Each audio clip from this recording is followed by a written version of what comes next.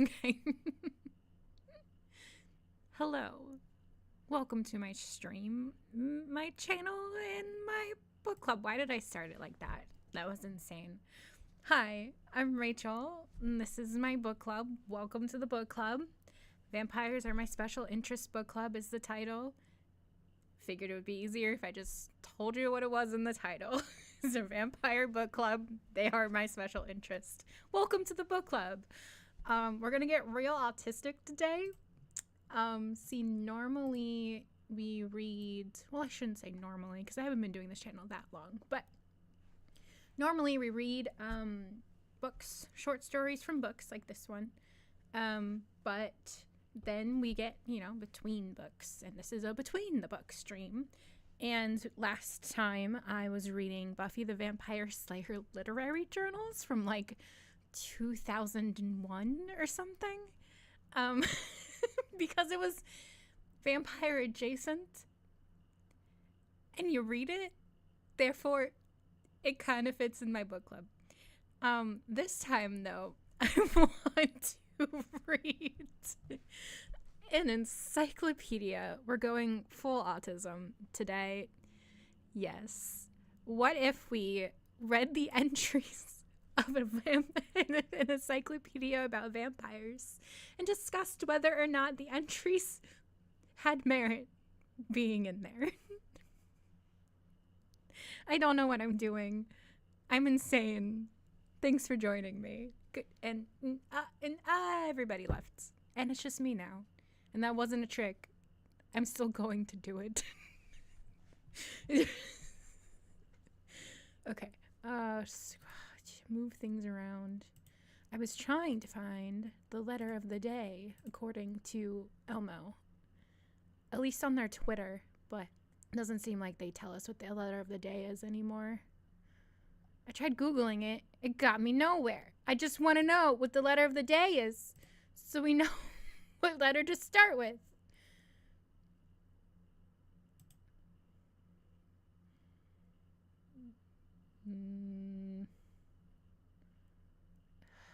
You guys, just tell me. What if I did like a randomizer? Letter randomizer.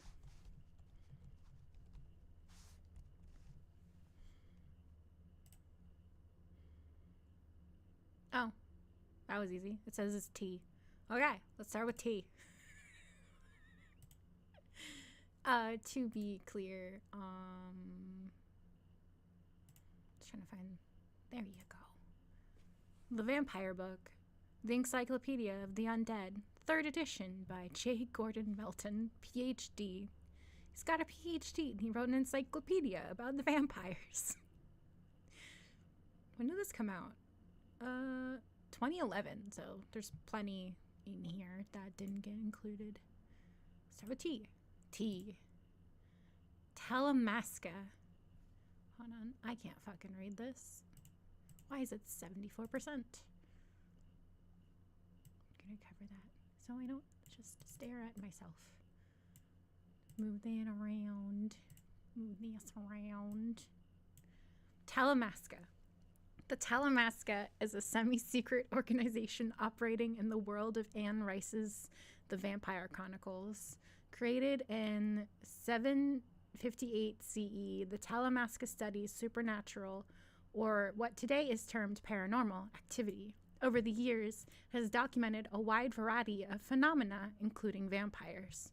Researchers on vampires make a special effort to collect items that vampires have left behind, and so their files on vampires date to the early Middle Ages. The organization has offices around the world, and the collected data from its investigations are sent to the central files in the United Kingdom.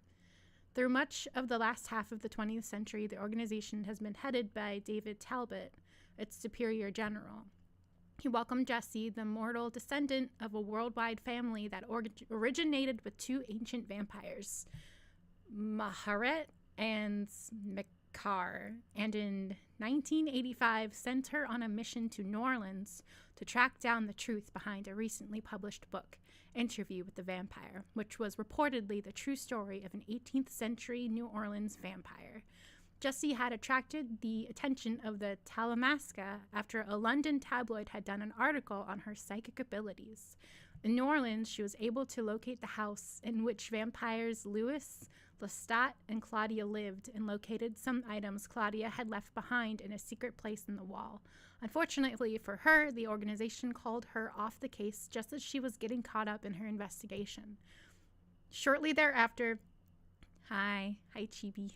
Shortly thereafter, she read the recently published book, The Vampire Lestat, written by a rock musician who claimed to be the Lestat mentioned in Interview with the Vampire. While attending his concert in San Francisco, she figured out that he really was a vampire. Before she was able to do anything with her new knowledge, another vampire, noting her connection with the Talamasca, attacked her. Her neck was broken, and her life was saved by being transformed into a vampire. Does this keep going? God, it keeps going. Okay. Is it obvious that I haven't gotten past the first book in the Anne Rice interview chronicles? I like the first book well enough. I hear that it's wildly different as it goes on because Louis stops being the narrator. I don't know if he's ever in a book ever again. That doesn't really matter. This is a dumb entry. But there's 3 paragraphs, so let's go. After her recovery and the passing of an immediate crisis caused by the attempt of Akasha, the so-called Queen of the Damned, to take over the vampire community, Jessie placed Lestat in contact with Talbot. Unlike the vampire who had attacked Jessie, Lestat was fascinated with the Talamasca and even with the possibility of being a subject of study. He went to England to meet with Talbot, and after getting to know him, offered him the dark gift of being turned into a vampire. Talbot, already 74 years old, declined, but then went on to become involved with Lestat in the affair of the body thief. I always meant to keep going in this series. It's not like... I don't know. It's one of those things where you don't really have a reason. You just never really found the motivation to keep going. It's probably an ADHD thing. I don't know. I liked the movie. I liked the book. It's a bit ridiculously long-winded. I think I saw like Queen of the Damned the movie, but yeah. Lestat was, well, I think my thing is that I've always been way more into urban fantasy than like traditional vampire stuff, and the first book is traditional and it doesn't have, like, nobody calls it urban fantasy, so I just went off in my own little rabbit hole and kind of ignored the rest of the books. Lestat was contacted by Raglan James, who proposed that he and Lestat switch bodies for a brief time. Talbot was against the idea, but Lestat wanted to give it a try. Like, is it valid to have this Talamasca entry? I guess. But at this point, you're just telling me the plot of the Vampire Chronicles when you could have just made the Vampire Chronicles an entry and left it at that. Like, I don't understand why this is the way it is in my encyclopedia. Whatever. He was contacted by Raglan James, who proposed that he and Lestat switch bodies for a brief time. Talbot was against the idea, but Lestat wanted to give it a try. Unfortunately, as soon as James got into Lestat's body, he decided to keep the body, steal Lestat's assets, and leave Lestat in his mortal state. Lestat then turned to Talbot and the Talamasca for help. They devised a plan to track James and knock him out of Lestat's body. In the final confrontation, a 3-way body exchange took place, and Talbot wound up in James's youthful body. Like, I don't understand why this specifically is in the encyclopedia. Why are you telling me the plot of the book? With his new body, he was much more open to Lestat's bestowal of the dark gift. Talbot's involvement in this adventure broke the organization's rule against involvement with the subjects of its studies and Talbot's own rule about talking with a vampire. After assuming James's body and becoming a vampire, Talbot retired from the Talamasca. Thus, he was available to be with Lestat when he returned from his adventure in heaven and hell and recorded his account. Most recently, Talbot has gone to Paris, where he has convinced the vampire Pandora to tell him her life story. What do you think, Chibi? Does this have merit in our encyclopedia, or should we write the author a letter being like, I don't think this should have been in here? What if we did that? What if I actually like wrote a letter like, hey, I read your entire encyclopedia. These are the entries I don't think you should have included. Did I pay for it? That's none of your business. Why are you bringing that up? Why did I bring that up? Don't worry about it. I will buy a copy so that I feel like I have the right to complain. Very spoilery. It's like he was just like, I don't want to talk about this specific plot point. I know of the body switching vaguely. I never really delved into the spoilers because I always assumed I would read the books one day, but it sounds like there's funny, horny hijinks that happen, I think, or like something like insane that makes the whole fandom go, oh my god, remember when they switched bodies? I feel like the guy just wanted to talk about it in his encyclopedia, so he included it. Fuck it, moving on. Tyran vampire is usually of interest to people who read this series. Sure, but it's not an encyclopedia specifically about Anne Rice and her series. So I don't understand why it went into such a very... Yeah, I've been saying the same thing over and over.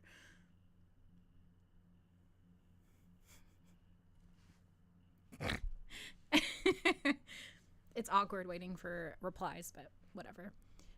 Okay, Talamar. Why am I holding nail polish?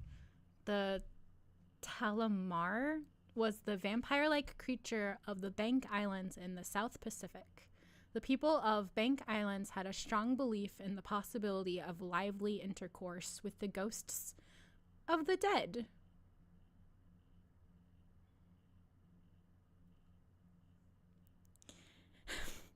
What was that sentence I just read? Sure, let's talk about the encyclopedia. What's the title again? Oh god, I just lost it.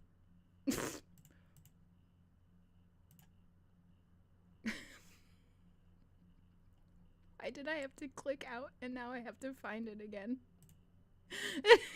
Never mind. Where did it go? I'm very good at this. Oh, there it is. I just want to open it, please. Where did it go?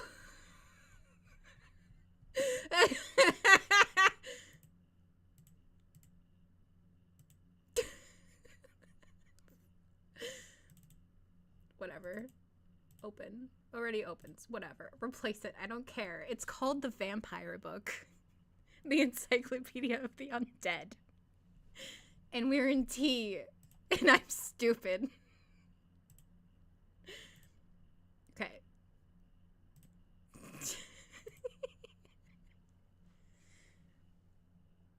Oh, where did it go? Okay. While some feared the dead, others welcomed interaction with the spirit world. There was also a strong belief that the soul of a living person, a taranga, could separate from the body and wander about, a belief often verified in dream experiences. The Talamar was described as a soul, or tarananga, that went out and ate the soul or life still lingering around the body of the corpse of a recently deceased person. It also described the ghoul-like behavior of a living person who would eat a corpse with the understanding that the ghost of the dead person would become a close companion of the Talamar and would use his ghostly power against anyone to whom he was directed. If people in the village felt afflicted and if they developed a sense of dread in the presence of their neighbors, that neighbor would be suspected of being a Talamar. It was no crime to be a Talamar, and it was the practice of some to actually project the image of being a one. Typo. R.H. Codrington, the main source of information on the creature, told the story of one woman who claimed to be a Talamar, and on the occasion of a death in the village, bragged that she would visit and eat the corpse that evening. Friends of the dead person watched to protect the body. During the course of the evening, they heard some scratching noises close to the corpse. One person threw a stone toward the noise. The next day, the woman who claimed to be the Talamar had a bruise on her arm, which she said came from being hit while eating the corpse. Interesting. That's from... It says sources R.H. Codrington, the Melanesian studies in their Anthropology and Folklore. It was published in 1981. Or, sorry, 1891. That's a very large difference. 1891. That sounds like silly nonsense. And now I'm going to Google it. Which is what we are doing today. What are you confused by? Copy. Paste. Wikipedia. The Melanesian studies in their anthropology and folklore. I guess I could switch to... There we go. So the person themselves, the living person, was the vampire person? Yeah. Yeah, they would go around eating the corpse. We can read it again. A vampire-like creature in the South Pacific. Possibility of lively intercourse with the ghosts of the dead. Not sure what that has to do with the rest of the entry. Now that I'm reading it again. While some feared the dead, others welcomed interaction with the spirit world, a strong belief that the soul of a living person could separate from the body and wander about. The soul of the person was described as a soul that went out and ate the soul or life still lingering around the body of a corpse of a recently deceased person. Okay, yeah. So someone is alive, they fall asleep. It's a dream experience. And then... as they're asleep, they wander around and eat the soul still lingering around the body of a corpse. Yeah, right. Why does it talk about... Why does it just... He just wanted to tell us that. He had no other place to put this except in his encyclopedia. Let's keep notes. Sir, why did you tell me that people like to have intercourse with dead people? Also... kind of suspicious, kind of sus that your only source for this is a dude who wrote a book in 1891. Kind of sus, I'm just saying. Back to over here, trying to fucking read about it. It has been my endeavor in the following pages to bring together the results of such observation and many years' acquaintance with the Melanesian people that has enabled me to make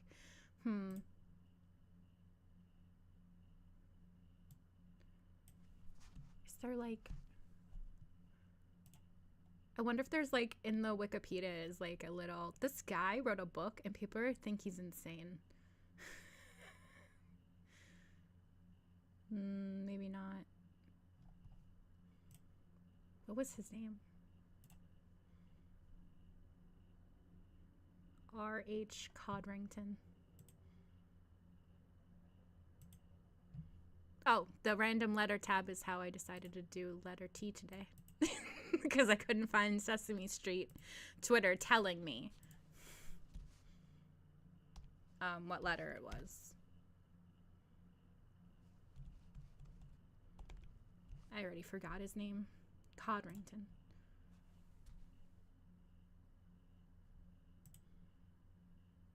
Was an Anglican priest and anthropologist who made the first study of Melanesian society and culture. His work is still held as a classic of ethnography. One of the first duties of a missionary is to try to understand the people among whom he works. Is this interesting? He gained a deep knowledge of their society, languages, and customs through a close association with him.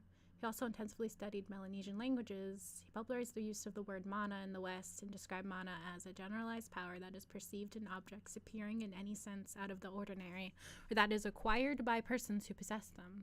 Why is this so short? If he's he's this important, why is it like a stub and not an actual article? It's sus that he was a missionary, man.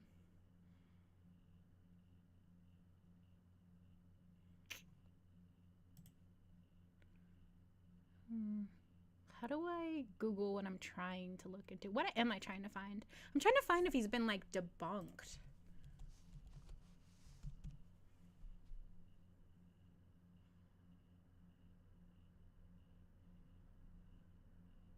Maybe...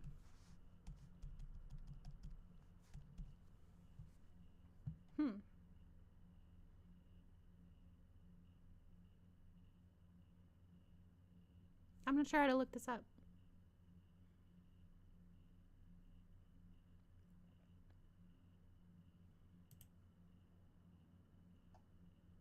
Well.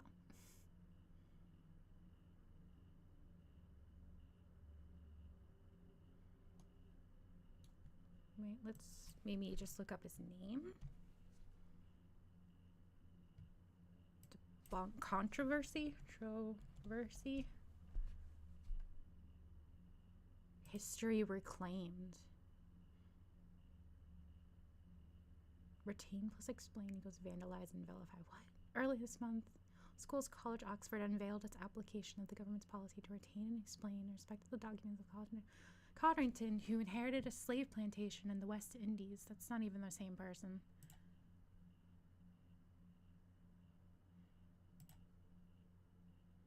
R.H. Codrington, Anglican priest and early anthropologist who made the first systemic study of Milesian society and culture, and whose reports of his observations remain ethnographic classics. Interesting. Maybe if I just Google the T word, what was it? Talamar. Don't focus on the old dude. Also, how dare you point out my open tabs, okay? Yes, I have Spotify and Aldi open. Leave me alone. Talamar. Was Codrington's view of the Milesian people debunked? Okay. Talamar is a vampire legend of the Banks Islands of Vantawu, located in the South Pacific. A Talamar was a type of vampire who controlled the ghost of a dead person and could use it to drain the vitality from the living and the recently deceased. Some people actually aspired to become Talamars. The power of a Talamar could purportedly be gained by eating part of a corpse, thus gaining kinship with the soul of the deceased. So it's even more in depth. Shadows of Bygone Lives, the histories of spiritual worlds in northern Vanuatu. It's PDF. Oh, God. Introduction towards framework, obscure etymology, paradigm, construction, concerning myself, Granny Gat Cross, Shadows of Bygone Lives, markers of the spirit world in Oceanic. Wait, which one are we looking for? Shadow of Bygone Lives. Yeah, it's very different from what this is, but this was also written in 2011, and maybe we know more now. I don't even know when this PDF was made. 2013, 2 years later. Many linguists are familiar with etymologies in Indo-European languages and how they help us discover invisible threads between words that have become wildly separated in form and in meaning. I don't think this is what we're looking for.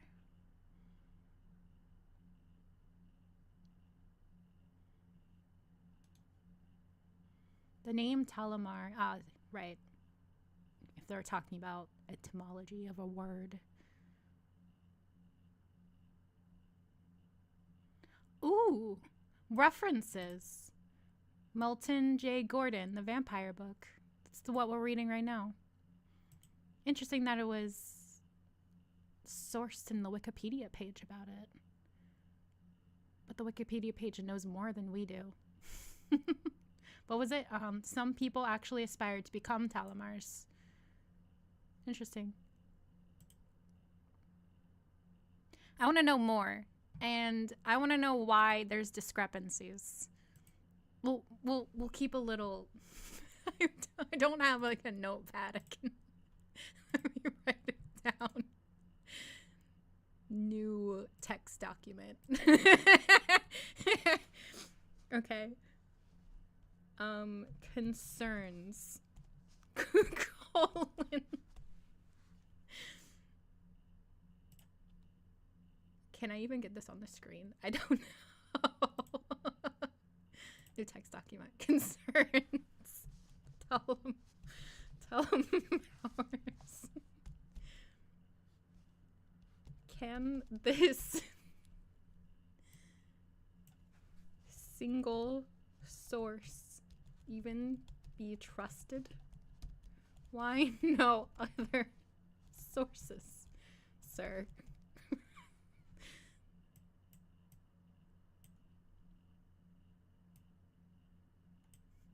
What was the one before that? Oh, Talamasca. Enter. Talamasca. Concern. What was the concern? This isn't an Anne Rice book. Anne Rice encyclopedia. Why are you going into such detail about her novels? Also, spoilers. I think you just wanted to talk about Anne Rice.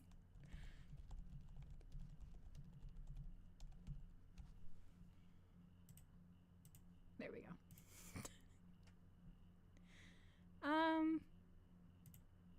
Also,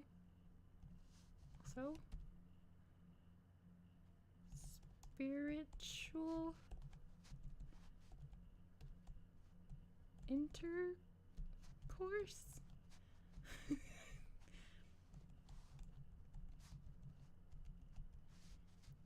Why? Did you make that up?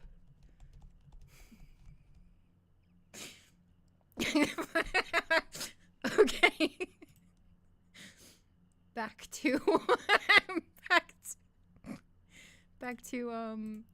the Kindle. There it is. Let's go to the next entry. Tyran vampire. Oh my god, look. Teeth, see fangs. Thanks for that. Tyran vampire. There being few vampires in Islamic culture, the appearance of an individual known as the Tyran vampire was unexpected. However, like most modern vampire criminals, Ali Reza Khosrai Karan Kodiye, was similar to almost all of the contemporary Western vampire criminals in that he was a serial killer. He differed in that he did not drink the blood of his victims because he killed them by staking them.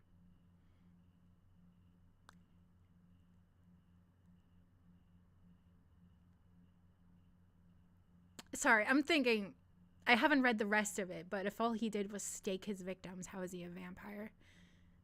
The 28-year-old Cordia worked as a taxi driver and in the evenings cruised west Tehran, where he picked up young women. He began his killing spree in March 1997, and before he was caught a few months later, he had killed no less than 9 people, including one mother and her 9-year-old daughter. He raped his victims and then killed and staked them. He generally tried to dispose of the bodies by burning them, not a functional solution, as burning bodies is a difficult process. This dude is not very good. I'll keep it. I'm going to keep it and keep reading. He was finally caught when identified from sketches generated by 2 women who escaped him. The discovery of incriminating blood stains in his taxi led to his confession. Make it a little bigger for me to read. Oh, that was perfect. In an unusual breach of policy, Iranian officials leaked the time and place of Khor-Ideh's execution on August 13th, 1997. Not only were the relatives of the victims on hand, but a crowd of over 10,000 gathered. While the crowd shouted insults, the relatives were allowed to deliver their share of the 214 lashes to which he had been sentenced. Afterwards, he was hung. Okay. First thing, this man really wants to put his input, his thoughts into like this whole not a functional solution as burning bodies is a difficult process. There was no need to include that in your encyclopedia. Just give me the facts. Don't editorialize it. Secondly, okay, sources, Iran flogs hangs serial killer known as the vampire. I'm wondering why he was called a vampire. If all he did was stake them, wouldn't he be the vampire hunter? Maybe I'll look up his entire, like most modern vampire criminals. Like at the very least, if you're gonna editorialize, tell me you're not sure if he even counts. Murderpedia. Bad. I keep forgetting to switch. I'm not used to switching like this. Oh, wrong one.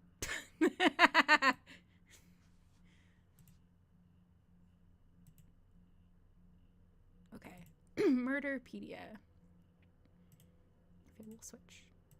It does not want to. It really wants to focus on the chat. It says classification serial killer, characteristics, taxi driver, rape. Number of victims, 9. Date of murders, February to June 1997. Victim profile, girls and women aged 10 to 47. Method of murder, stabbing with knife, then doused with gasoline and set on fire. In Tehran, Iran. Dubbed the vampire, Ali stalked the streets of Tehran, Iran for his victims. Before he was through, Cordier claimed the lives of 9 females, including a 10-year-old girl. He lured his victims by pretending to be a cab driver. Once under his control, he did bad, terrible things, and setting their body on fire to avoid detection. Picked up for acting suspiciously at a mall. He was arrested and confessed to the string of murders when he was confronted with physical evidence. Again, not really getting why. Iranian serial killer.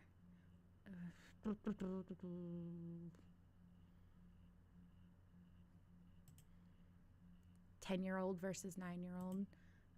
Like, why is he called a vampire? A taxi driver dubbed the Tehran vampire on Wednesday faced public hanging from a mobile crane after being found guilty of killing 9 girls and women.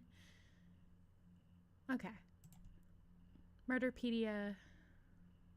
Iranian murder. Executedtoday.com.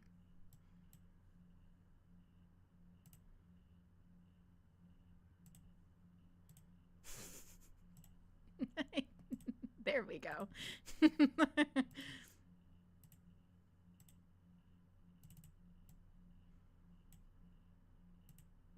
Okay. Just publicly hang. It's still, he just earned the nickname the killer, the vampire. Maybe it was just like a press thing. All I know about this kind of stuff is from when I was a bit of a true crime head for a little while. So, you know, take that with a grain of salt. But I don't know. It seems like the press names the killers most of the time. So maybe they're just like, he's a vampire. And they went, yeah, he's a vampire. Now he's known as a vampire. Especially because he's killing women. And maybe because he was stalking them too.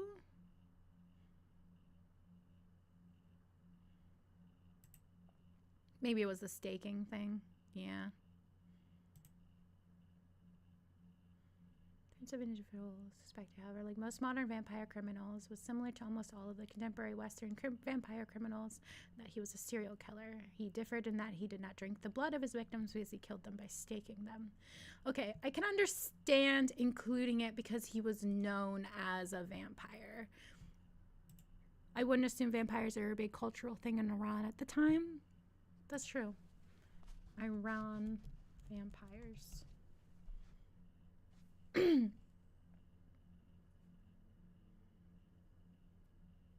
History.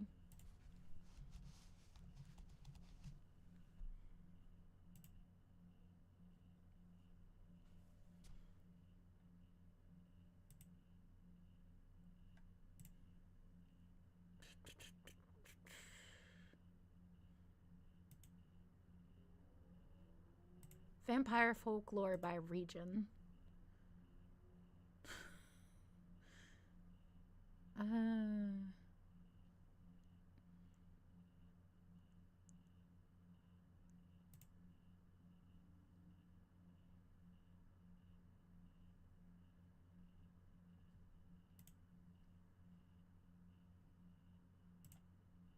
It's not really over here. I know.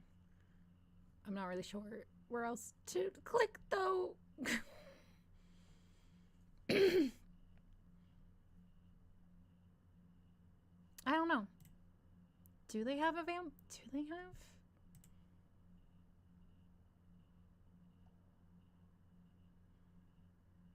Okay. Director Anna Lily Amirpour on Iranian vampires in weird so-called towns. It's not your average vampire flick. For one, it features a who's who of Iranian actors.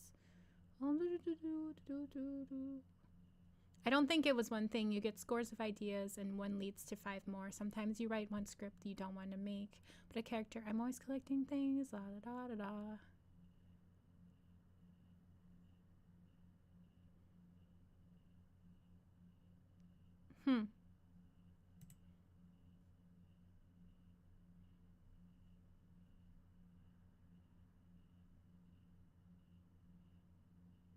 Okay. I'm out of things to Google. I will allow it because he was called the vampire. But you're on shaky ground, sir. Maybe I should make a note so that I know not to be upset later. Where is it? All right. Oh god, what was his name though? Oh jeez, there's so many tabs. Tehran vampire. I will allow it.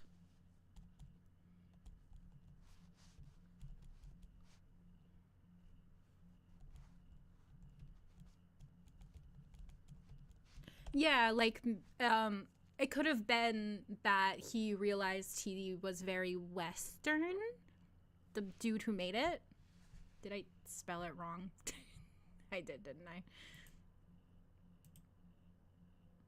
No. Okay. He could have been like, oh, this is very Western centric, and then tried to branch out into other cultures and found that there isn't really much of a vampire presence in other cultures, so he just ended up with like a serial killer who it isn't even really explained why he thinks that's the name of the city. Yeah, I know. But that's what it is in hold on. See, it's Tehran vampire, so I don't get confused later by including his name.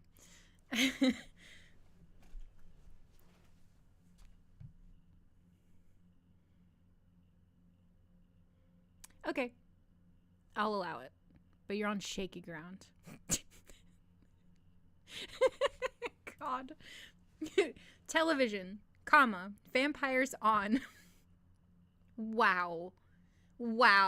This doesn't even... This entry is only in the T's because you want it to be in the T's. Vampires on television. It was in the late 1940s that regularly scheduled television programs emerged in the United States, and early programming was based on well-established radio shows of the day. The Texaco Star Theater on NBC featured comedian Milton Berle, and it was on this variety series that the vampire was first introduced to American households. A live broadcast on September 27th, 1949 featured Bela Lugosi as one of the guest stars, and although not called Dracula by name, he appeared in one sketch dressed as the iconic vampire. Lugosi fared well in unfamiliar... Is there an entry books vampires in? Jesus Christ. God. Lugosi fared well in unfamiliar comedic territory, but after he flubbed a punchline, Berle ad-libs, "You kill people on the screen, and you also kill jokes." Mean. In 1953, Lugosi again appeared as Dracula on the audience-driven show You Asked For It, where he performed a weird vampire bat illusion. Lugosi rose from a coffin, hypnotized a girl, and then, after placing her within a magic cabinet of sorts, transformed her into a bat. Afterwards, he promoted the 3D film Phantom Ghoul and a television series called Dr. Acula, neither of which ended up being produced. That's sad. Please. Somebody produce Dr. Acula. Now, let's do it. It's streaming time, baby. Everybody's making a streaming TV show. Make me Dr. Acula. Dracula on television. Maybe I'll make it out a shirt, actually. Dracula on television. Following the initial TV appearances by Lugosi, Dracula, the novel, and the character periodically reappeared in both new productions and unrelated series.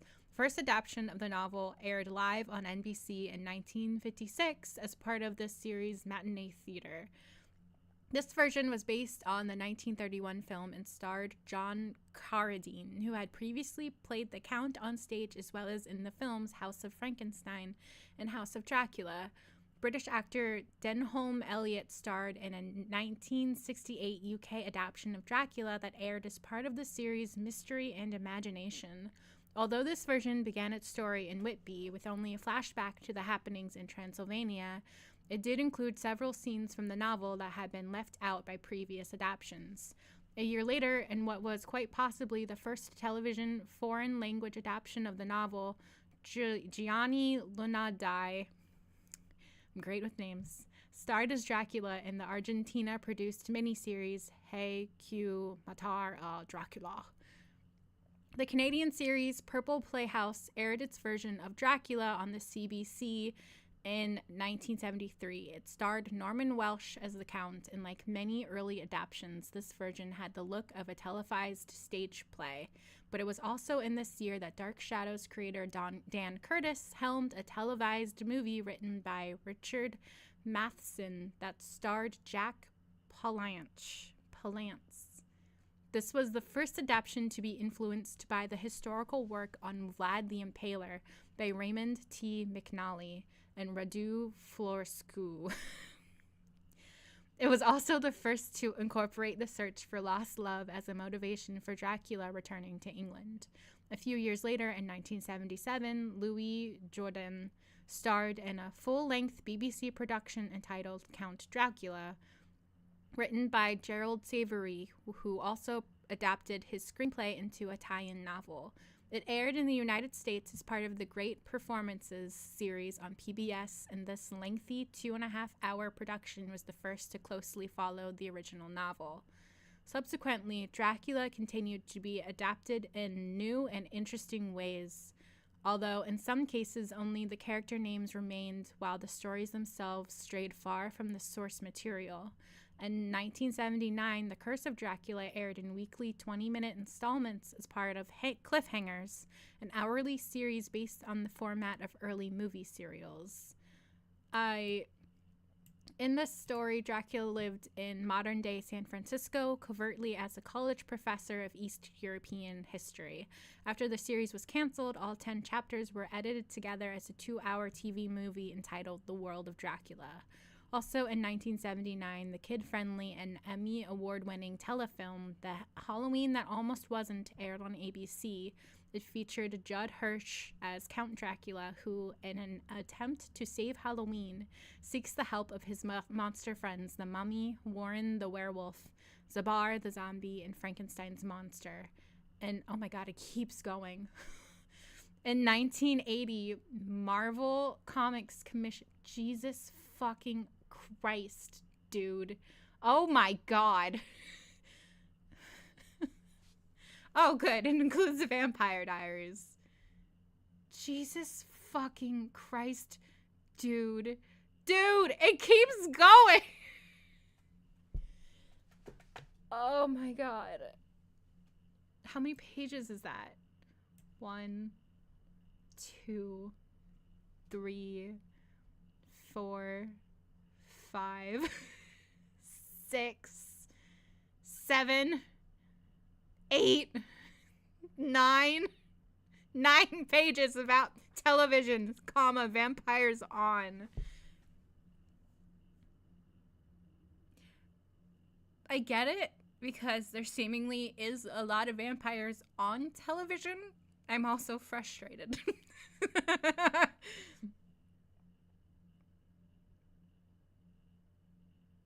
Okay.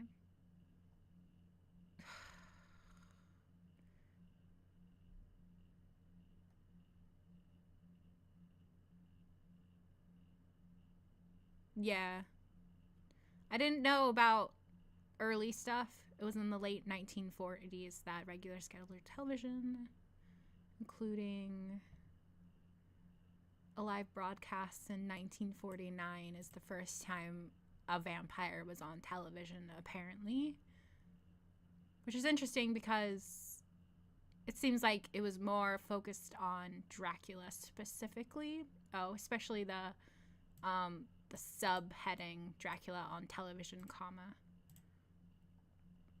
Does it go into just vampires in general on television? Because, like, this could have been 2 separate entries. And it just been, like... No, it doesn't seem to be. Made for television movies is a step... I don't want to read this entire thing. Do you want me to read this entire thing? I can. Internet, comma. Good lord.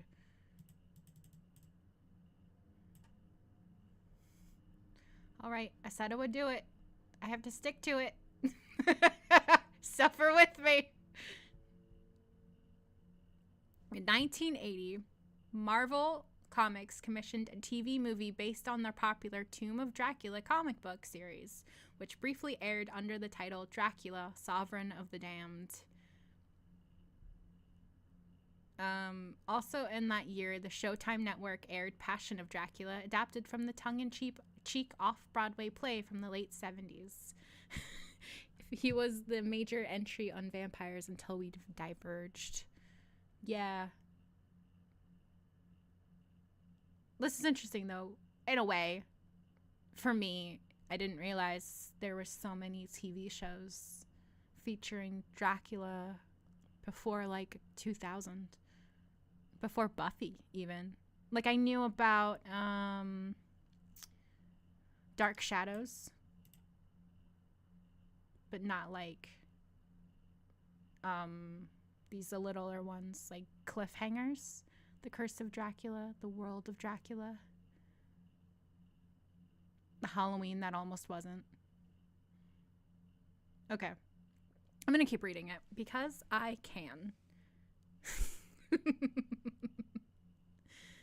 Or, maybe I won't. I don't want to, actually. There's a children's television series, the Canadian-produced hilarious House of Frankenstein. A 1979 cartoon series, Spider-Woman. The episode Dracula's Revenge, villagers in Grumania find the crypt of Count Dracula, who rises from the grave and soon adds both the Wolfman and the Frankenstein monster to his entourage. Inexplicably, the Count creates other vampires by shooting a laser from his fingertips, while the Wolfman shoots lasers from his eyes to create other lichens. Frightenstein? Yeah. Thanks for that.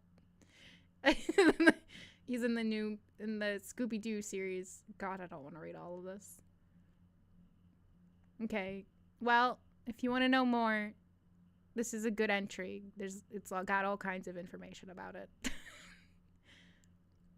Vampire television series. It was in the 1960s vampires first became featured in a continued leading role, with both of the most famous and successful series having launched in 1964. ABC brought Charles Addams' New Yorker cartoon series to television as The Addams Family, which featured Carolyn Jones as the vampiric Morticia Addams.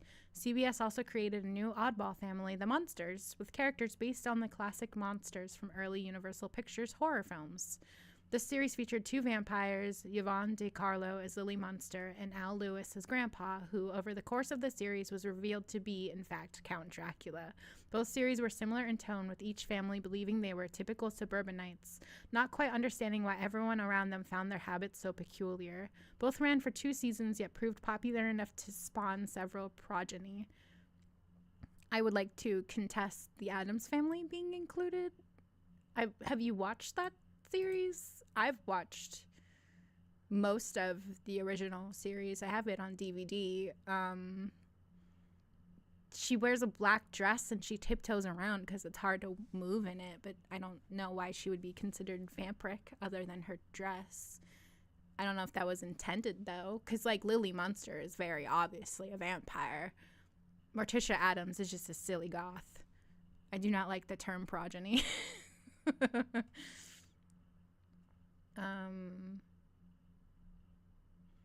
This other family. There we go. Dark Shadows. I love this.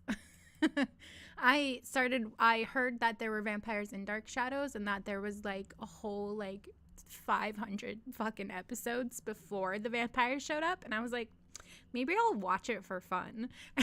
Just because, from the beginning, because I can, because I like soap operas and I have the time. I didn't get very far, and I have not gotten to the vampires, but it was fun to watch like 30 episodes. You can find it on Freevee if you want. Buffy the Vampire Slayer. Then they started running comics about it. Thanks to the popularity of Buffy and Angel, networks soon expanded their lineup of vampire television series, but most haven't garnered the same critical praise as their predecessors, with many lasting only 1 season. In 2006, a short-lived spin-off of the Blade movie trilogy featured Kirk Sticky Fingers Jones in the role made popular by Wesley Snipes' Blade the series. Blade the series had the vampire hunter teaming up with the veteran of the Iraq War as she investigated her brother's mysterious death. I didn't know there was a TV show about it. I've been rewatching the Blood Ties. It's on one of those stupid streaming services that make you pay even though like they have subpar shit on it. The series Blood Ties, based on the novels by Tonya Huff, had private investigator Vicki Nelson teamed up with vampire Henry Fitzroy as she investigated supernatural events in Toronto. I was actually watching it. Fingers is such a fake gangster name. It truly, yeah. I was watching it. I watched it originally. It was aired on Lifetime here in the U.S. I think it's Canadian because at least the books are written by a Canadian author and probably published in Canada. But I remember watching it on Lifetime as a kid and being just like so entranced by the pretty vampire boy. True Blood. Vampire Diaries, yada yada, blah blah blah. Made for television movies. During the last 3 decades, feature-length movies produced specifically for the television audience, rather than being released to theaters, became a growing portion of all movies produced. Among the first such movies was The Night Stalker, produced by Dan Curtis in 1972. Much like his Dark Shadows series, it became the highest-rated television show aired to that date. Why is it highest rated television show if it's a TV, if it's a movie? The story followed reporter, blah, blah, blah, blah, blah, blah, blah, blah, blah. My interest has waned. Ooh, The cable channel IFC teamed up with Lionsgate Entertainment Corporation to produce a made-for-television movie based on Anita Blake Vampire Hunter, series of books by Laurel K. Hamilton, produced as a pilot for a potential series. The film will air in 2010. Man, I didn't know they tried to make a movie about it. I love hating Anita Blake. I would have watched the shit out of that movie if they'd actually made it. Is there like a pilot floating around? Other vampire productions. In addition to the vampire-oriented series and made-for-TV movies, The Undead proved popular enough to be written into non-vampire series. Many early appearances played for humor and usually had the supernatural element explained away, as found in such series as Get Smart, Gilligan's Island, and F Troop. Among the more notable episodes that treated vampires a little more seriously were those that were part of Adventure Inc., Blue Murder, CSI, Crime Scene Investigation, Diagnosis Murder, The Dresden Files, sure, I mean, that's Doctor Who, The Man from U.N.C.L.E., Nash Bridges, Nip Tuck, Quantum Leap, Saint Elsewhere, Starsky and Hutch, Superboy, Supernatural, and The X-Files. As comic books expanded into television mediums, so too did their vampire characters. Marvel's fourth animated Spider-Man series had several episodes featuring Morbius. Morbin time. However, due to restrictions in place by Fox, no traditional vampires were to be part of the series, so the creators had to include a modified Morbius character, one who subsisted on plasma rather than blood, and who drained his victims through the suckers on his hands. This is reminiscent of the pseudo-vampire episode Man Trap from the original Star Trek series, where a creature uses suckers on its hands to drain the salt from the bodies of its victims. Other vampires eventually appeared on Spider-Man in name only. None were ever shown biting their victims on the neck. The animated HBO series Spawn featured a vampire during the third season, while on the WB network, Batman the Animated Series showcased the DC character Man-Bat on several occasions. In 2009, Marvel's psychic vampire Selene, a sorceress and mutant, appeared in the season 1 finale of Wolverine and the X-Men that aired on the Nicktoons network. Yes, CSI. That doesn't surprise me. There's a shitload of CSI shows. At some point, they're gonna dig into something stupid like vampires. Prior to Buffy the Vampire Slayer, with few exceptions, the vampire tended to remain just on the edge of television culture, not having the strength to hold a continuing spot on primetime television. But that has all changed. Over the past decade, vampires have experienced a population explosion like none other. From the horrific to the romantic, the undead are now firmly entrenched within our television airwaves, much to the delight of their avid fans. How is that only 3 sources for all of that information? Stephen Jones. Hey, that's a guy who... I think that's the guy who edited the first book we read. The internet. Over the past decade, broadcasters have increasingly used the internet to create awareness for new vampire series, leading up to the official television launch. A rising trend has been to produce webisodes that feature new content featured solely for the internet. Okay, Grandpa. These video clips, usually 2 to 4 minutes in length, often feature character backstories, prequel scenes, and other tales falling within the canon of the show. The most successful viral marketing campaign to date is for the HBO series True Blood. Several hilarious videos released to the internet were often fake news segments pertaining to the premise of the series, where vampires are out of the coffin and living freely among human beings.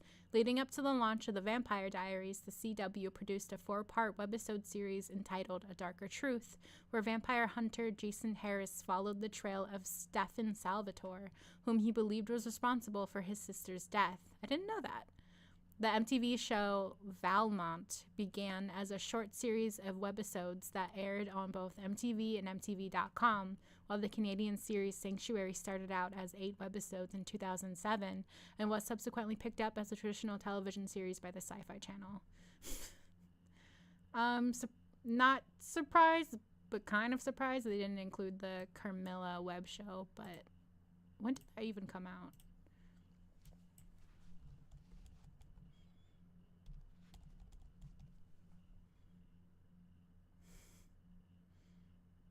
course, when I look up Carmilla YouTube, it's just links to the YouTube. Very helpful. Yeah, I did this to myself. Wikipedia. That came out 2014. Wow. Okay. I thought it was a lot younger than that. Whatever. Yay, we read some of that long fucking winded thing. Cool. There's a lot of television. Good for us. Moving on. Very helpful. I mean, yeah, it is. I mean, I have a source for where to go if I want to watch old shit from the 60s. Don't have to Google it. It's right here in this helpful encyclopedia. Thank you. No notes. I accept. Moving on. Temple of the Vampire. The Temple of the Vampire is a religious organization that practices the religion of vampirism. According to the temple, its faith is an ancient religion that has, through the centuries, been known by many names, including the Order of the Dragon, the Temple of the Dragon, and the Temple of the Vampire Dragon Goddess Tiamat, ancient Sumeria. The modern public temple has attempted to locate those people who might be of the blood, those who have realized their difference from the mass of humanity, who resonate with the dark of the night, who recognize themselves as predators, who know there is something more to life, and who wish to protect it. Okay. Oh, who wish to possess it. Is this real or... One source is just some random fucking website. Okay. According to the temple, vampires exist as the predators of humans. Vampires emerge out of humanity and represent the next stage of evolution. Sorry, I got distracted.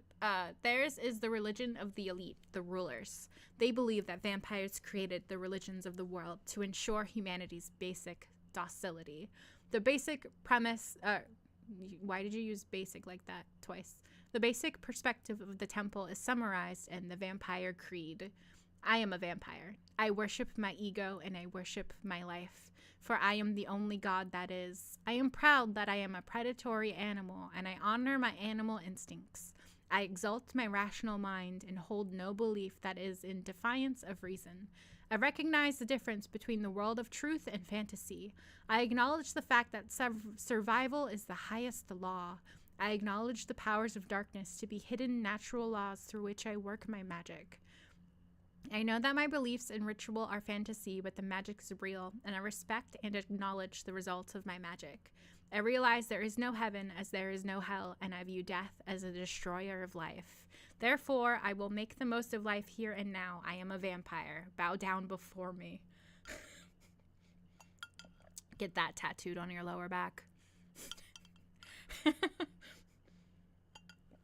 Today's vampire exists in a double reality. What is termed the daytime self is a material skeptic who laughs at superstition.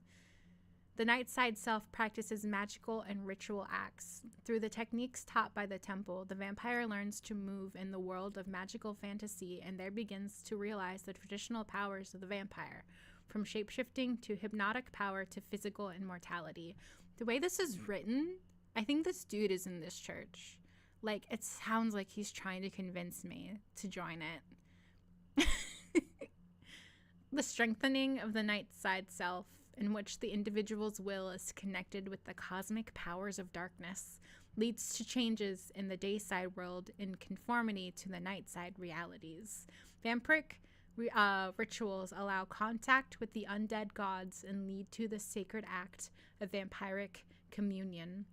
Membership in the temple is international and is organized in several levels. The lifetime member is one who has made a first step in contact and made a material donation to the temple.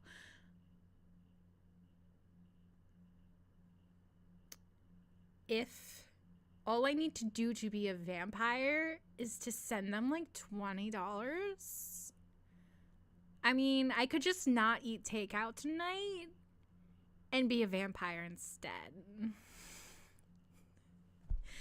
I think I have my night plans.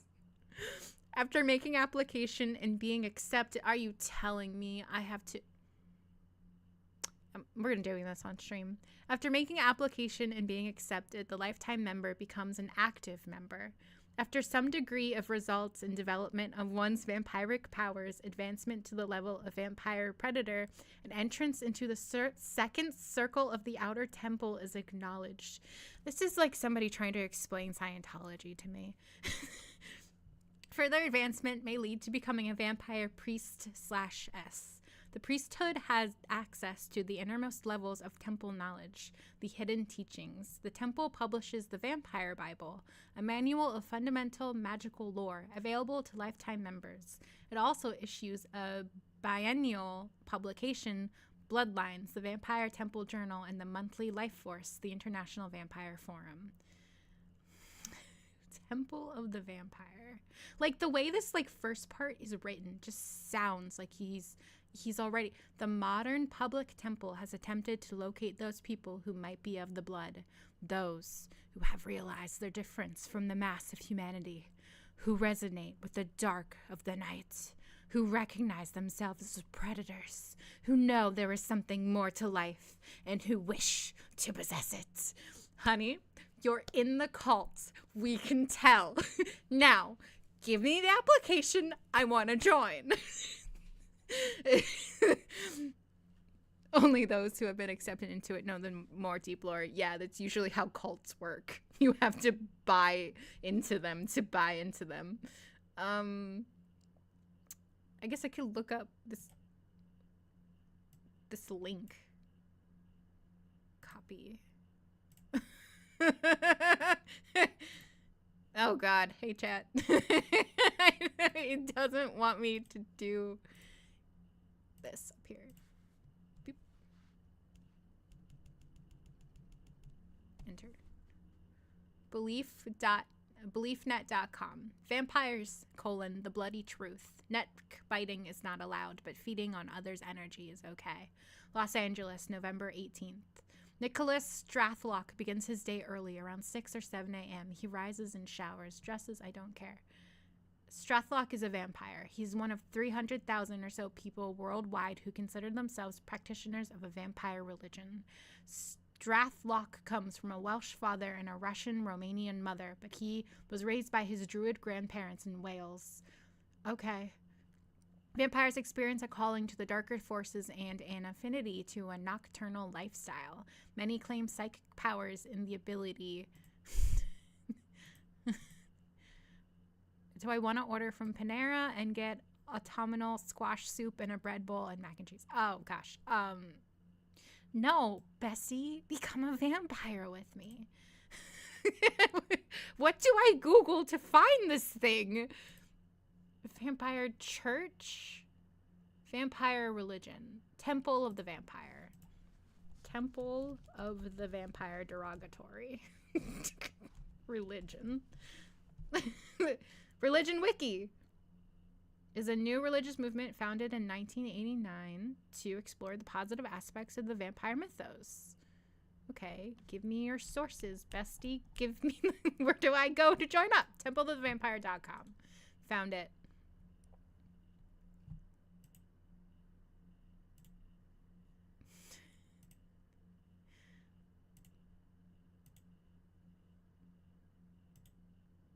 The vampire is the next step in human evolution. If you are ready, the temple is here to empower you.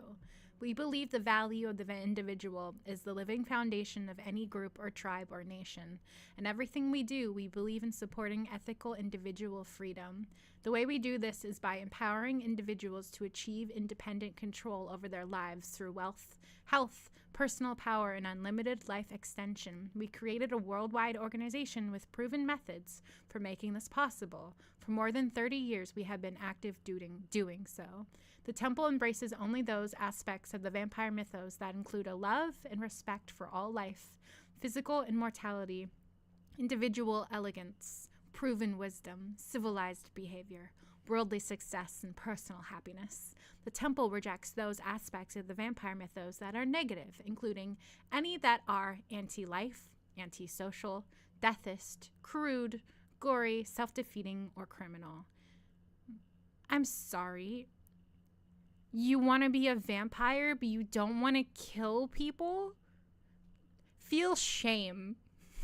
This website offers a general overview of the temple, the only public institution in the world that represents the vampire religion.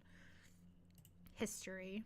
The history of the temple. The temple is the only authentic international organization in the world that represents the true vampire religion. We have a worldwide membership and a dedicated priesthood. The Temple of the Vampire has been in continuous existence since its creation in 1989, when we formed our organization in the United States. Membership grew slowly but steadily for the first few years, but then with the explosion of electronic communications, membership has made rapid growth over the last decade. Most members have come to the temple through word of mouth. However, it is increasingly common for new members to find the temple through social networks on the internet. We are unique and do not recognize any others who would make claims upon our heritage and authority, and we continue to grow internationally, offering members live support and training. Live support and training, what does that mean? Creed. We read that already. The dragon speaks. I am thine inmost self. I gaze out upon thy world of colored lights from the darkness behind thine eyes. I reach out through thy hands and touch the soft pleasures of thy living world. I am the most ancient one, the creator of the gods. I am the changing and changeless one. And whenever thou gazeth into the eyes of another, there, lo, I gaze back at thee. I am the source of all that is. He who recognizes me as his own self becomes also the source, and is in truth a sorcerer. He who follows the flow of my being to writhe through the sinews of his body, to touch and change all in accordance with his will, is in truth a magician. And my dragon magic is sweet, for I grant thee thy wishes. And what thou calleth dreams, I gather my forces. And what thou calleth reality, I stage my dreams. I grant all who seek my being and my power the right to seek their own pleasures. I am the true God, the one God, the only God which is. I am thee, and thou art me. Yeah, even my symbol is the mirror, and know well my name, for by honoring it all, and in all thy actions thou wilt be and remain worthy of my dragon magic. Okay. I guess if you die, you didn't believe enough. You got, oh my God. That's a good point. Dayside. The vampire by day. The dayside is a basic and practical part of our religion and is summarized in the Vampire Creed. Dayside membership opens the door to interaction with other members in 3 ways: online conversation and discussion through our message board, in-person group meetings, conclaves, workshops, and seminars, direct instruction, and proven methods for achieving success.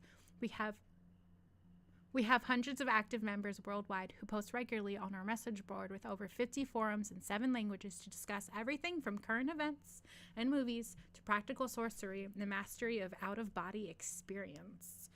The temple's message board also has a special set of forums to allow you to arrange for confidential in-person contacts with other members. Additionally, the temple commonly conducts international conclaves. In recent years, we have had major live meetings in Australia and all across North America and Europe. Active temple membership also offers you the opportunity to enter the temple's graded hierarchy and pursue the nightside teachings. The temple literature, and especially the Vampire Bible and Revelations, discuss these teachings in some detail. How to apply for membership. Basic temple membership is open to anyone of any age who wishes to become a member of the temple but does not want or need to communicate with other members at this time. This is especially well suited for those who wish to study the temple teachings at their own pace. Membership discounts for temple literature. It's a $20 monthly subscription or a $200 annual subscription. But I can pay them by mail.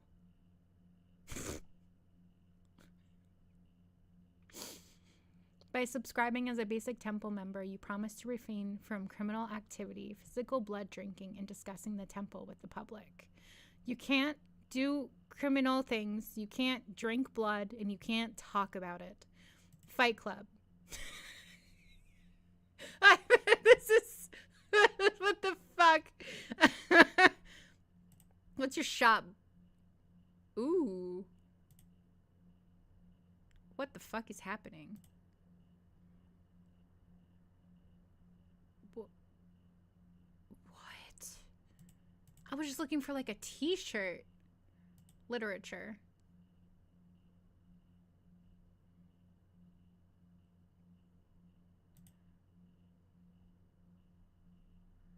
You guys, if I spend $60 on a book I don't need, $30 on the PDF, would it be worth it if I read it on stream? Vampire Seminar at Days Inn, featuring such events as vampire magic, the dragon, our lord, the one god, honoring the vampire creed, vampires in the modern world. You guys. Ooh. What if I emailed them? How do I get your books for free?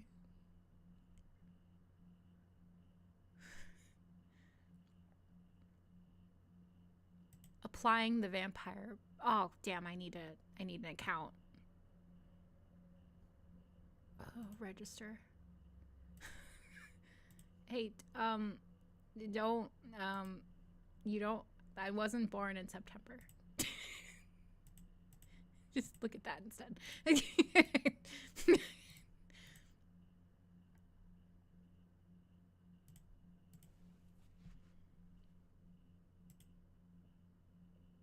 Your registration for this message board constitutes your agreement to hold the temple and all others involved in this communications, whether implicit or explicit, forever harmless and free from any responsibility for any damages resulting from the information offered. Okay, sure.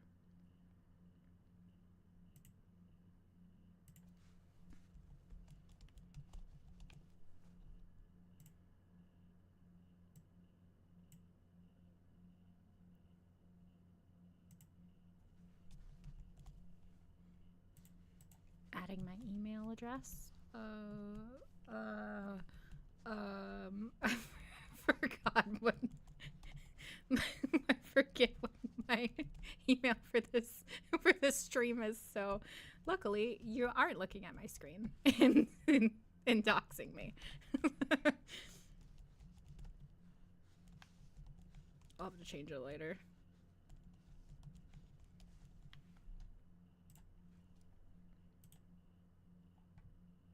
It has to be approved by an administrator before you can log in. I will receive an email.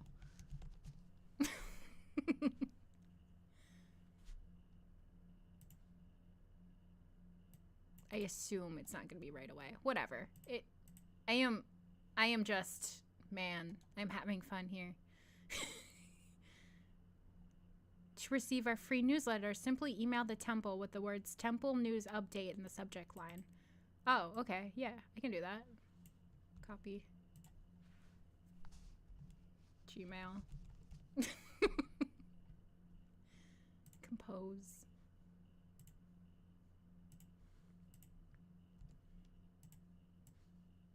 Copy. Please add me to your newsletter list. Heart. Send. Okay. And more over 3 days with the vampire social during the day because you can be and you can't be antisocial. Oh my god. Jewelry. They're selling jewelry. Oh, I found the apparel area. Cool. I can show you guys now. Medallion. Ugly. At least they have masks still. Hey, wear a mask in public. Not to be too controversial in my vampire book club, but people are still dying of COVID. Wear a mask in public. Should I get a hoodie for this cult that wants $200 annually for me to be in it? Should I get this throw pillow? Don't tell on me. No, that's not the right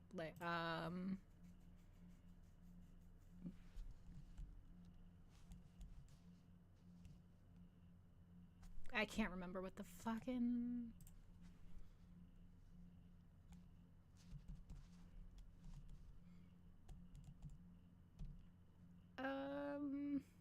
Book. Pirate. Library Genesis. There we go.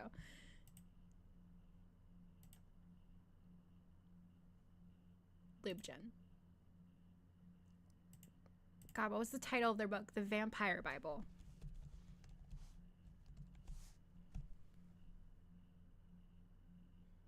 Temple of the Vampire.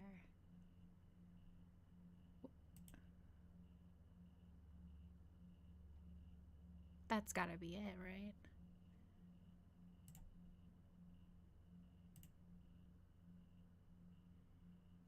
Anyway, this is what happens when you leave me alone with a,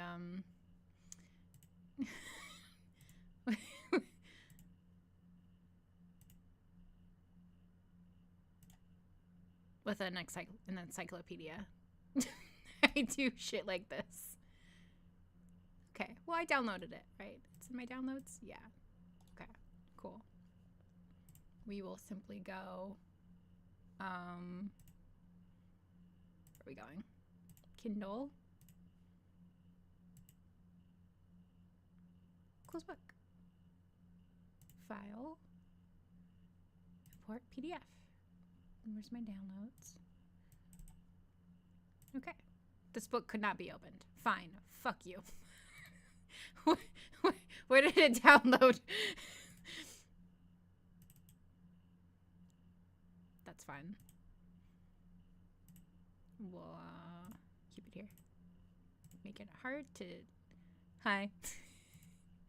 The Vampire Bible, English version, by Temple of the Vampire. The Vampire Bible contains the essentials required to practice the vampire religion, including the fundamental instructions for authentic vampirism through direct contact with the undead gods, the advanced vampires who are the founders and mentors of this temple.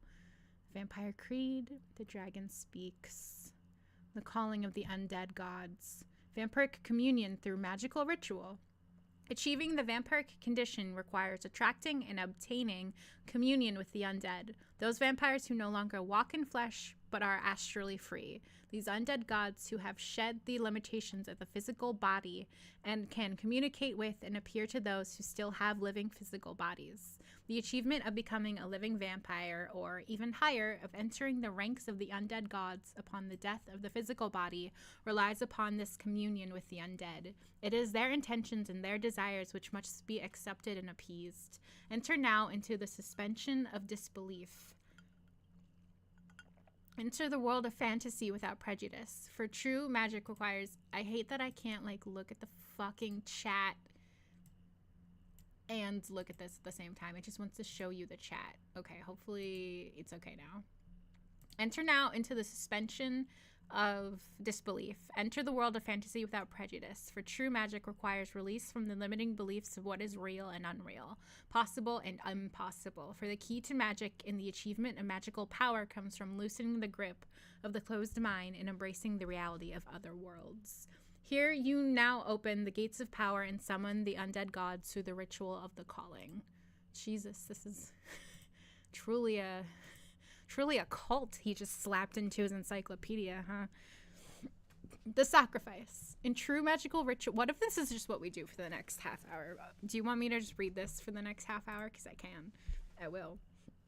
What do you think, bestie?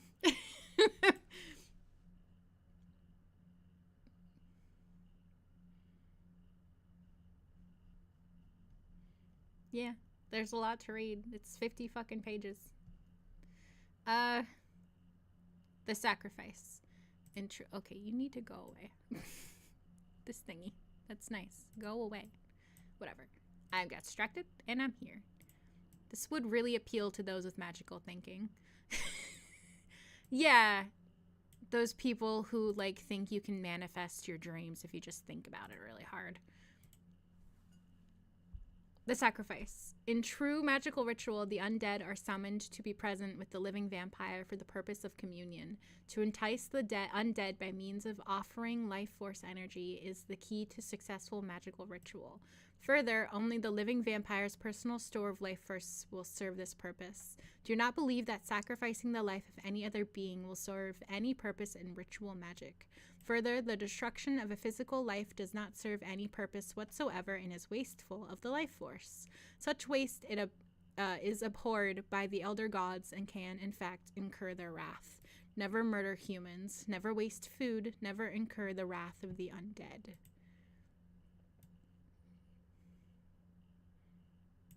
Yeah, people like, well, you want me to make you a decision on... Are you asking me what to get from Panera still? I personally try not to eat mac and cheese too much because it's got dairy. But if you want to eat it, it's up to you. I like getting their warm bowls, the Mediterranean, the one that doesn't have olives in it. I hate olives. Anyway. At the same time, the successful living vampire will offer his gatherings of life force as a gift and an enticement to draw the attention and thirst of the undead. In the presence of these true gods, the living vampire is himself gradually transformed or even taken, body and soul, with the gods into their abode. Although it is relatively rare for such immediate translation to the full vampiric condition to occur, it is not unknown. Again, the undead gods do as they will. Thus, the fullest preparation for magical ritual is to gather life force from humans through personal effort in order to have a worthy sacrifice to offer the undead gods. Derailed from energy vampires. It's fine. It's just funny. You're like, please make a decision for me. The ritual chamber. The calling of the undead gods must be held where it will not be defiled by the eyes of the profane human. This is not merely to protect the living vampire who has not achieved immortality, but because the undead will not be drawn in the presence of those who would rise, while there are present those who are covered with the stench of mortality. I think I probably told you this when it happened, but this is reminding me. I'm thinking about once upon a time on Bumble, before I met my ex, someone on there had like a string of numbers. It was like a math equation, and I was kind of interested in it because it would have been funny if it was a joke. It was like 1 out of 19 or something, which I thought was like, maybe they've only had one successful date out of 19. I was hoping it was a joke, but then when I asked him about it, it was like this like paragraph about like, I don't know. It just sounded like cult stuff. And I was thinking for a second while I was reading this cult stuff, what if the next time I'm on dating apps, I include like, God, I don't know, some phrase from this book. And then I get reported and kicked off of the internet, the dating app for trying to recruit people into my cult. Just, looking for anybody of any gender, and then underneath, the vampire creed. Only the ones who know the vampire creed. And I was blocked and reported from Bumble.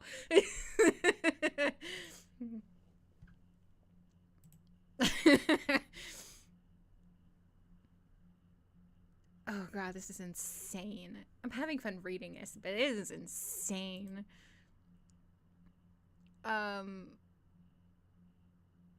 Oh god, I know I read some of this, but I don't remember how much. I worship my ego and I worship my life.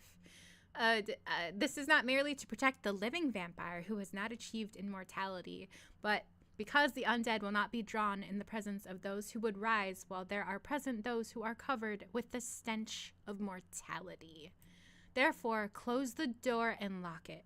Seal the place of your working from the casual and merely inquisitive. Let no one who is not an active member of the temple be present nor participate in this most sacred of all acts of magic. This is cult shit.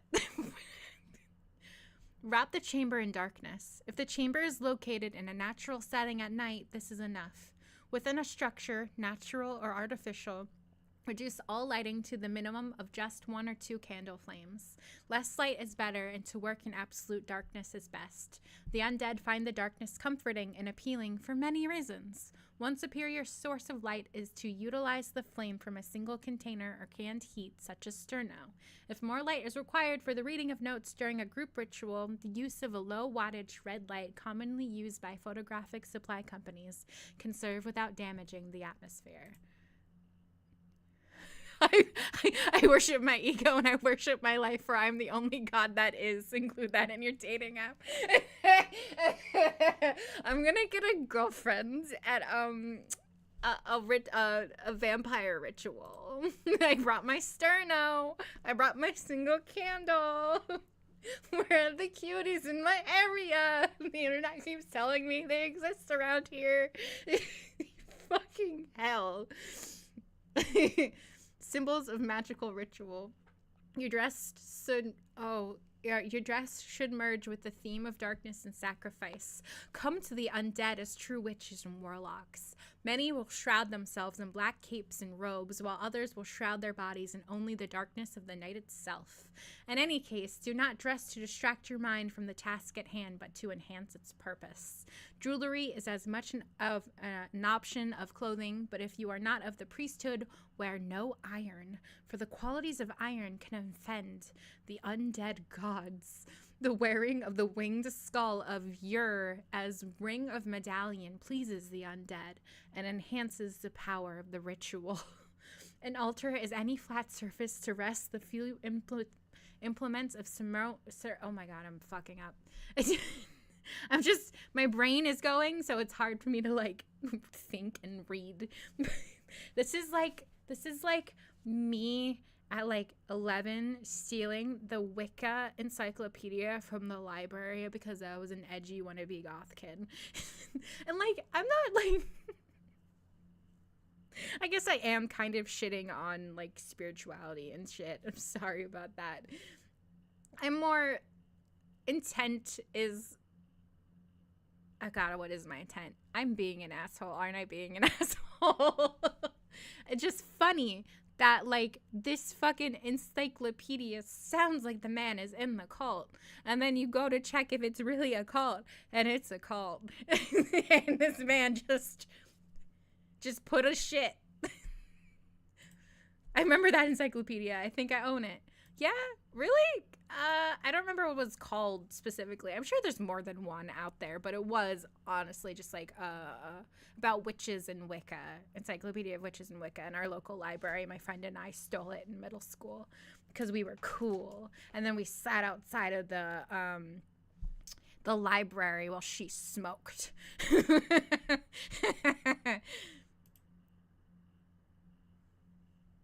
The 7 steps of ritual: entering the chamber, the declaration of self, the calling to the 4 winds, the sacrifice, vampiric communion, restoration of power, leaving the chamber.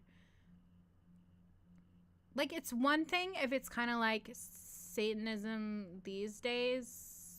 I haven't looked that hard into it, but I know people who have. That's basically just like all about being a good person and being chill around other people. And then this is just like, yes, vampires are real. There are gods, and we need to cleanse ourselves of humanity. And it's like, are you paying them $20 a month? Because you really a church wouldn't demand that for you to be in it. You need, would you, I can find like a worksheet to help you leave, or to understand, which I don't have one now. I don't think I could write one, but I could probably find one. Are you okay? You're not okay. You're not good. Yeah, a ring of salt, and it sounds like a Wicca ritual. That's true, yeah. That's basically what this is, right? Tithes. The calling to the 4 winds. O great undead gods, O most powerful and ancient vampires, O true masters of this earth, join me here, be with me in this place, I call you now. Face the East. I call to you the only true gods and offer up to you my life essence. Come, feed upon me. I call you now. Face the north. I seek your company. I seek your wisdom. I seek your power. Enter freely into this place, for you are most welcome. I call you now. Face the west. Set aside your doubts, for I am sincere. I offered up to you my life. Take, eat, drink of me, for I am yours to use as you will. I call you now. What is a sacrifice? God. Here, the celebrant directs the accumulated life force to the undead who are present. If the celebrant who has not developed sufficient astral awareness to directly sense the presence of those who have answered the calling, he should direct the force through the mirror. The mirror acts here as a gateway to the other world. In a group ceremony, the other participants should direct their life force sacrifice to the celebrant, focusing upon the midsection near the solar plexus. In such a group ritual, the celebrant then acts as a lens to further focus and project the stream of life to the undead who may first visually manifest as images in the mirror. The life force is exhaled through the mouth with a long, slow, and controlled hissing sound. The living vampire literally pumps the life force out of his body in a continuous stream of power by repeating the sequence of 1, inhaling deeply through the nostrils, and then 2, exhaling slowly and completely through the mouth. The effort to expel energy must continue with no thought of personal survival. Exhaustion is to be expected. The effort needs to continue until there is good evidence that the undead are accepting the sacrifice. The more one can give and the more one empties self of the life force, the more return flow of transformation and aid can be received. Remember that nothing is free and the undead must be moved before you offering before they may choose to assist in true initiation. What? Remember that nothing is free and the undead must be moved before you offering before they may choose to assist in true initiation. The members of the priesthood of the temple are initiated into a higher sacrifice, which has the outward form of less effort, but requires an inner discipline of a higher order. Such is revealed at the right time to those found worthy through their dedication and personal sacrifice of the temple. I think I'm done reading about this, because this is just sad, weird shit. And once I realized I was kind of making fun of, like, other Wicca type shit, I don't want to go into that. That's not what I'm here for. I'm more just reading an encyclopedia and then digging deeper into the entries for fun, because it's something I like to do because I'm insane. But yeah, and then I got really excited because I was like, maybe I can join a cult today. What is their website again? Temple of the Vampire.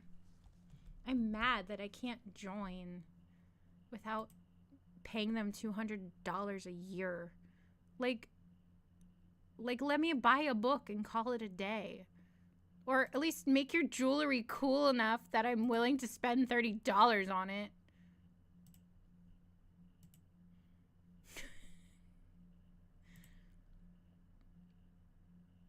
The weave chain. They're selling a chain for $10. But that's like 2 on Temu. Don't buy from Temu. Why is your hat $30? I'm disappointed in you. I'm cheap. Make things cheaper. Art print $70. Jesus. Okay.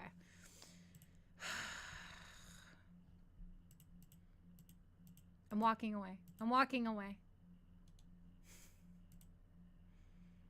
It's fine. It's not for me. Wing Skull just isn't for me. At least make it different colors, or like Temple of the Vampire on my chest, but they want to be able to find each other without their names. They want to be like Fight Club. Hello. There's somewhat looks like Egyptian influence on the rings. Yeah, it said it's from Ur. It said that in the wiki somewhere, I think. Whatever. Back to God. I think I closed it. Now I have to open it again. Back to our encyclopedia reading. T. Where does it go when I close it? I don't know. I need to get my shit figured out. God, I have too many books in here. Vampire. That isn't... Okay.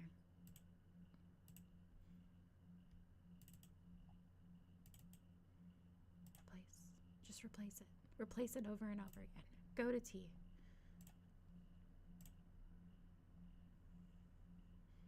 Okay, we are back from our side quest.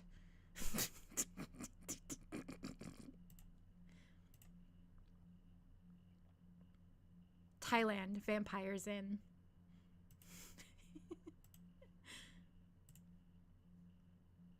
Oh gosh, hold on. Thank you. Nazi influence? Yeah, I was kind of thinking that about the eagle wings, you know? For the vampire stuff. Wait, shit. Go to my Kindle. Thank you. And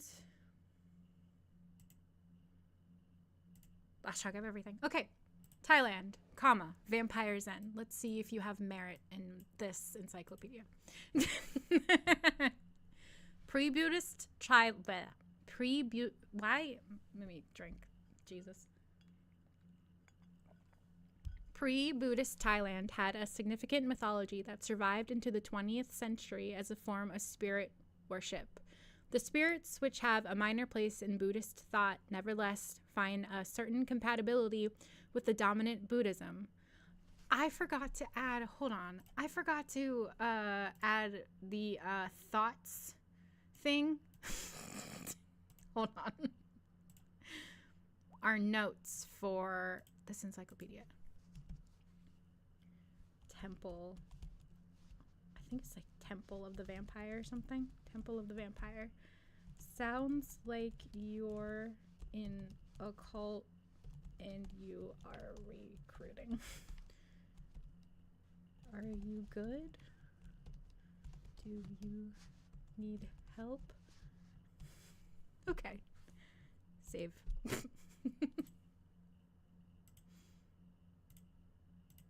Yeah. Pre-Buddhist Thailand had a significant mythology that survived into the 20th century as a form of spirit worship.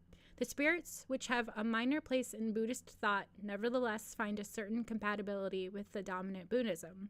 The spirits were known collectively as the Fae. The Fae were numerous and have never been fully catalogued. They were analogous to the ghosts, goblins, elves, and fairies of Western Europe.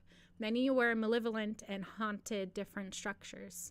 Every family had a private tutelary spirit that, if neglected, would bring ill fortune to the family members. Among the Fae who were believed to inhabit the countryside were the ghosts of people killed by animals, women who died in childbirth, people who died and did not have proper funeral rites, and those who died suddenly and unexpectedly. These were the sources of various forms of attack, including vampirism. They bit, scratched, and caused disease. The Fae Song Nong were similar to the Pontianak of Java and Indonesia. They appeared as beautiful young women and attacked and vampirized young men.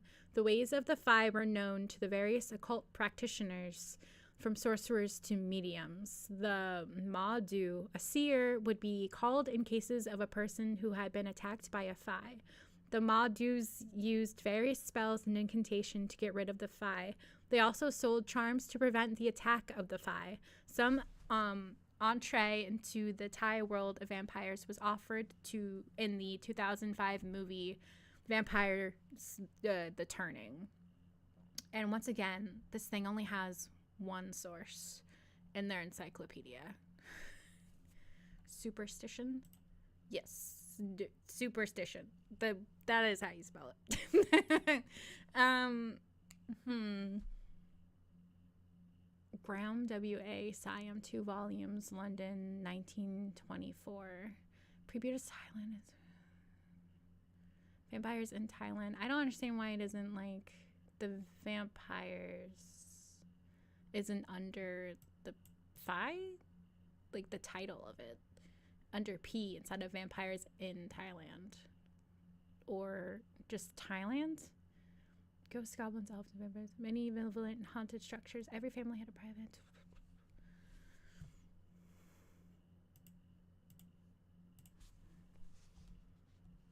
Thailand vampires. Hi. Let's see what Google says. Thai Ghost Guide. Peace Corps? What? Peace Corps Thailand magazine. While America has Halloween, Thailand has ghosts, a lot of them, but the Thai word Phi actually more closely translates to supernatural scary creature. Thai people don't fully buy into the whole invisible dead people, scary American-style ghosts, but they do love our vampires, werewolves, and witches. With Halloween upon the American PCV, I believe it is important to have a general idea of what the Thai people find scary. Supernatural beings that are just weird. Huh. Okay. So Phi is like a general word, and then it goes into more specific. Yeah.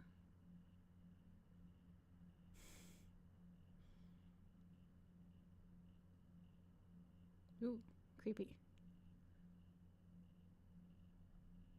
Animal ghosts, nothing specifically vampirish. It was kind of a general thing, right? Every family had a private blah, blah, blah, blah, blah.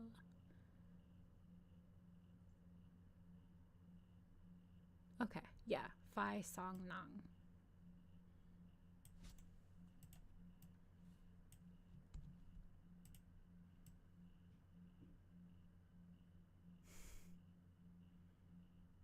If they had significant mythology, there should be more than one source, right?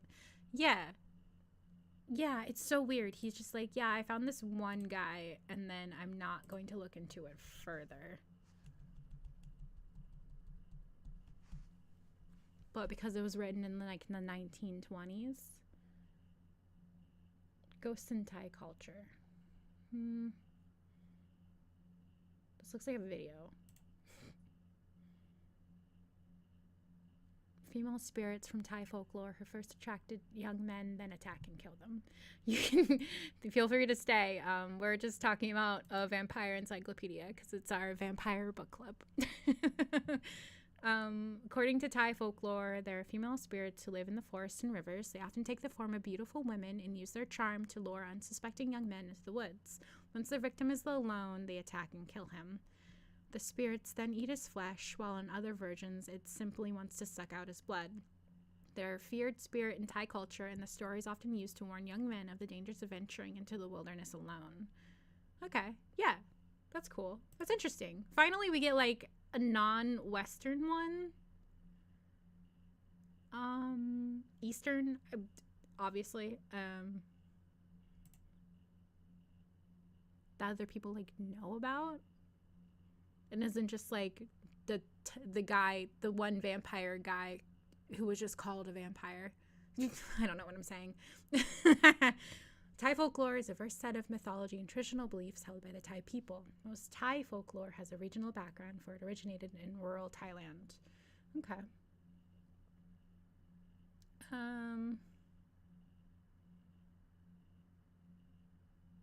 Spirits and ghosts. What am I looking for? I already forgot it because I don't know Thai.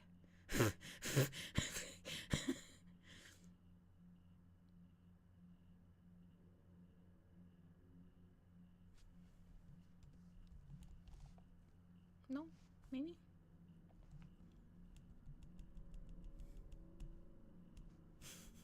There. Female ghosts that first lure and then attack and kill young men. Oh, no extra link there.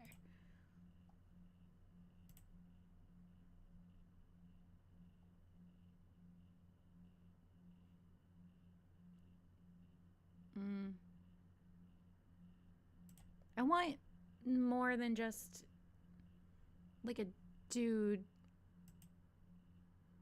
W.A. Graham The Del La Moore Press, 1924. What are other things, other sources? At least it looks like it's like a real thing. It's a real ghost. I don't know if anybody else considers it a vampire, though, other than this website, which says it.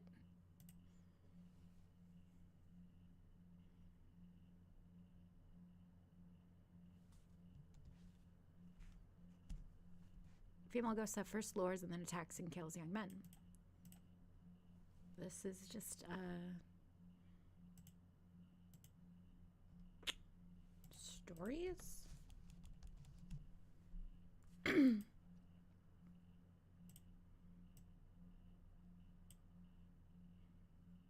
Yeah, not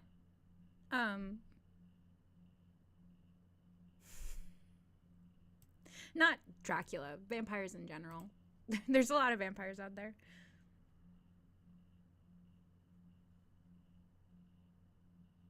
Bloody Pitt of Horror blog. Oh, it's a movie? Depending on the source you consult, this film was first released in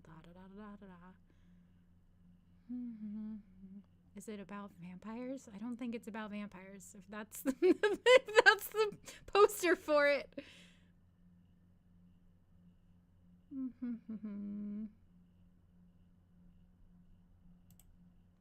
Stories, history, mythology.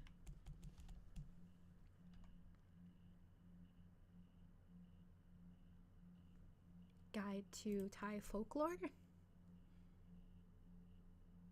No, I was already on this website. Okay, I'm gonna look up the source. Let's see if there's even any results for it.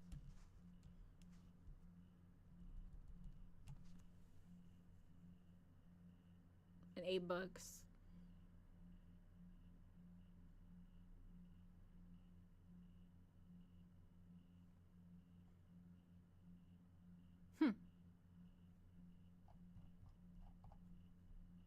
Google Books. What is CM? Volume 1 and 2. What even is it?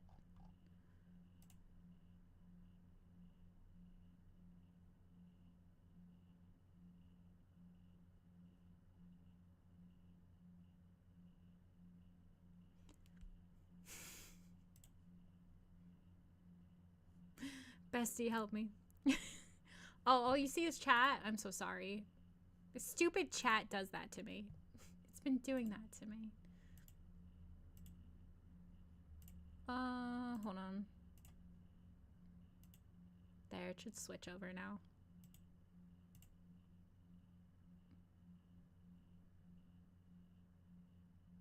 Like, this is the source for this entry.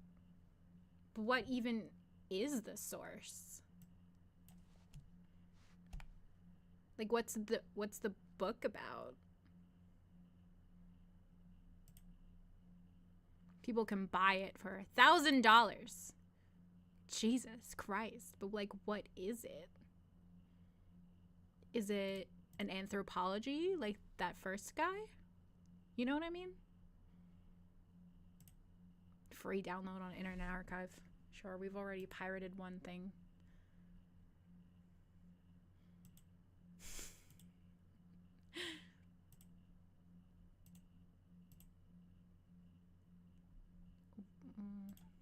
Brite. Completely blank pages. With 153 illustrations and a map in 2 volumes. Many and great changes have overtaken the world during the last decade, and nowhere are they more apparent than in Siam. Siam? I guess it's a place. Okay. And a rapid and successful advance in foreign politics and commerce is stimulating abroad. The book has now been corrected and brought up to date. Okay. Geography, science, the races, history, social organization, education, language, and literature. Bibliography and government. Flora, fauna, geology, mineral, population, history, social organization, education, language, and literature. Would it be under language and literature?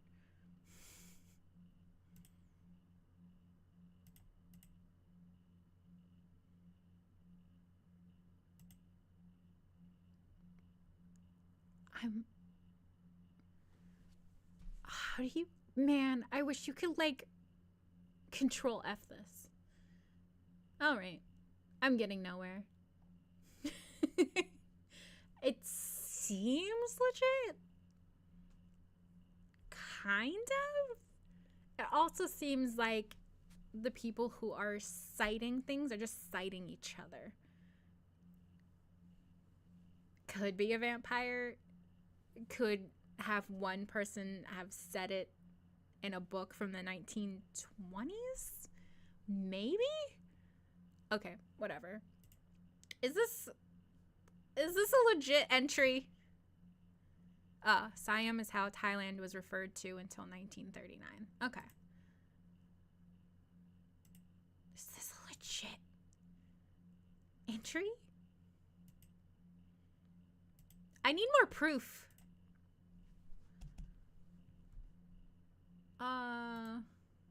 God.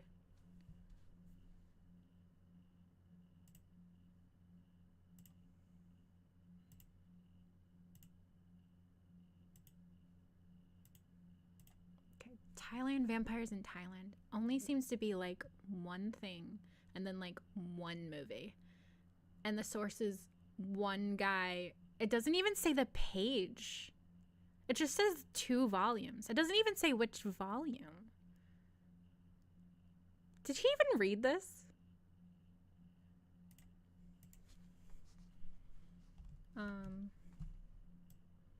Thailand Vampires in. Thailand, comma, Vampires in. Source? I spelled source wrong. Source? What page? What volume?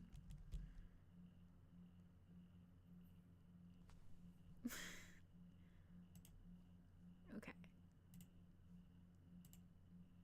Pop out.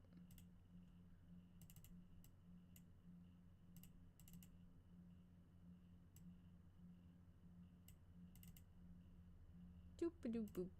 Yes. Yes. Thank you, Chibi, for helping me so much.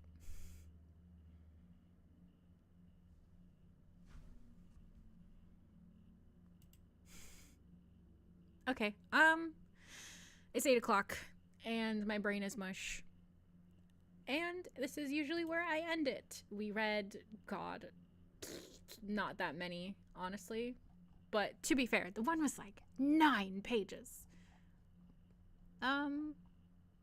So far, we have the nice beginning of an email to the editor of this book with complaints.